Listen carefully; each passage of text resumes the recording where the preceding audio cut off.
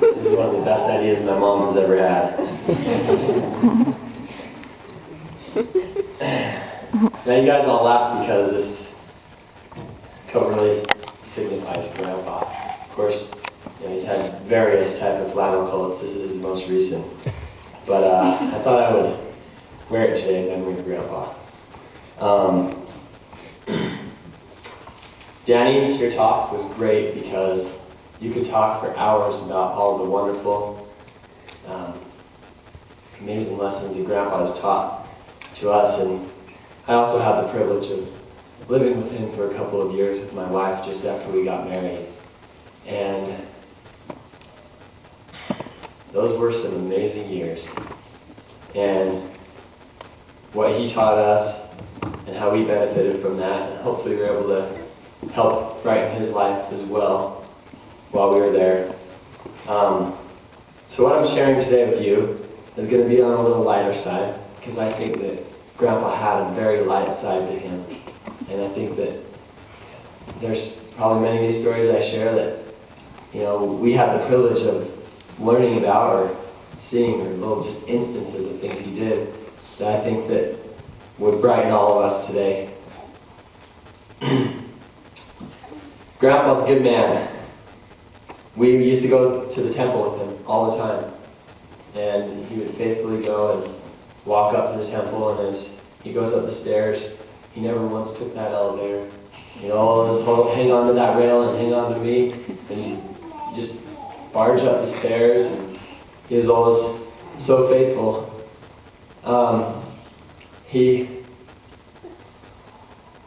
Sometimes at the temple, the workers had to ask him to quiet down a little bit. Because sometimes he'd turn over and be like, "Hey, did you see that?" And I remember once, Tressa, we were in the waiting room, and the organ player was playing some songs, and she lost her shoe. And Tressa went up there and put the shoe on her, and Grandpa leaned over, and he's like, "What, you think you're some organ mechanic or something?" He was very witty, and I'll keep talking about some of the things that he did. We had some great dinners with Grandpa, and the lessons he taught us during dinner were great, and the times we had were great during those dinners. We'd always try to cook new things, and our goal was to get Grandpa's approval of the things we cooked. And he was a pretty honest man, and it's sweet honesty, and if you didn't like something, okay. And if you liked something, very good, very good. And I remember once we made this French bread pizza, and we made one with marinara and tomatoes and cheese, and we made one with barbecue sauce and chicken. And he was like, "This marinara is very, very good. It's like 100 times better than this other one."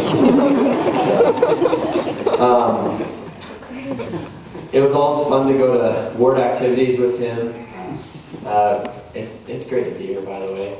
See a lot of familiar faces, and we had a great time in this ward with him, with you guys. And I remember a Christmas activity. I was in the primary, and I was a primary teacher with my wife, and there was a song, about when Joseph went to Bethlehem, that they were singing at the Christmas activity, the primary. And there was one or two leaders up there with the kids, and I didn't know if I was supposed to come up or not, and the leaders were like, "Come up," probably trying to play a joke on me. And I went up and sang with the kids. I'm the only guy there. I'm like, 6'4", and there's all these kids singing, and there I am, and I'm just singing with them.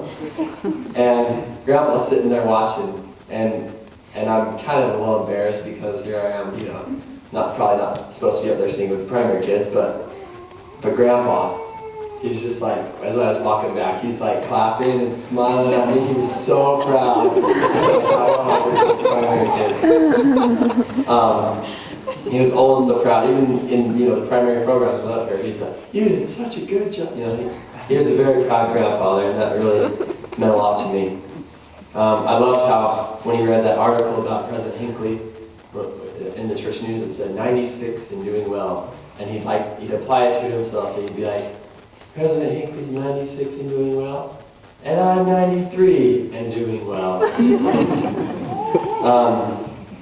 He was always so caring whenever anyone was sick or hurt. He had the biggest heart.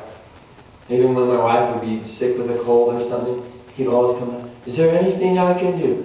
Is there anything I can do? He always just wanted to help. And I remember he had some cup of noodles in his cupboard, you know, those ramen noodles. And, I've got cup of noodles, let me get one for Tressa. This will help her, you know, and he just always was trying to help out. I remember one day we got home and there was this wooden beam in the garage that he used so that his car would go too far in. And there was a little thing sticking out of it. And he decided that he wanted to get rid of it. I mean, this was a thick beam. And one day we got home and the beam was cut off and he had his handsaw. And he, like, Grandpa, how did you do that? I mean, it's hard to work with the handsaw. And he just said, well, I'd do a little, then I'd rest. I'd do a little more, then I'd rest. Until, you know, probably a whole day project, but he was very methodical in getting things done. Of course, I could talk about all the different meals he would try during these years, and one of his favorite was the crock pot, when he got so excited about learning how to use a crock pot.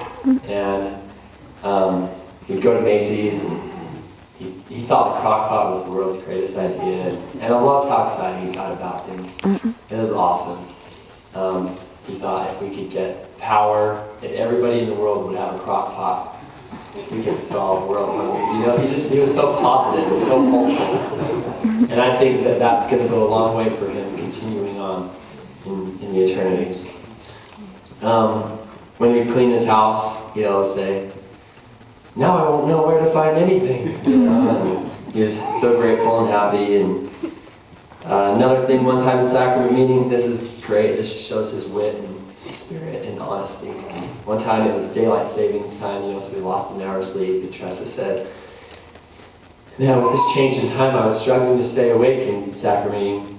And Grandpa in the hall loudly, probably in front of some of the speakers, hopefully it wasn't any of you guys, but in front of the speakers, in front of everybody says, man, but with those speakers, anybody would struggle to stay awake.